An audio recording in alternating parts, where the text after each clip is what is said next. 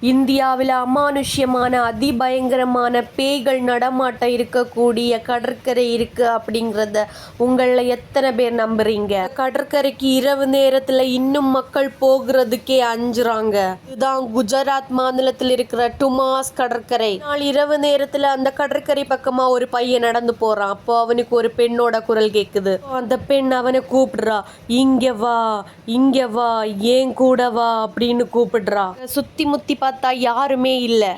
தூரத்துல யாராவது பேசியிருப்பாங்க அப்படின்னு சொல்லிட்டு அவன் நடந்து போறான். ஓ, அந்த குரல் ரொம்ப பக்கத்துல கேக்குது.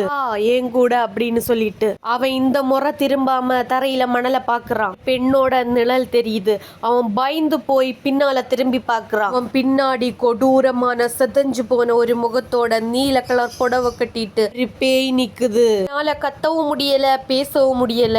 காரணம், அவன் அந்த பேயால வசியம் செய்யப்பட்டான். இப்போ அந்த பேய் மெல்லமா கடலுக்குள்ள நடந்து போகுது. அவனும் அந்த பேய் பின்னாடியே நடந்து போறான். இந்த முழு கதையை கேட்ட பிறகு உங்கள எத்தனை பேர் அந்த கடலுக்கு போக ரெடியா இருக்கீங்க அப்படிங்கிறத மறக்காம கமெண்ட்ல சொல்லுங்க.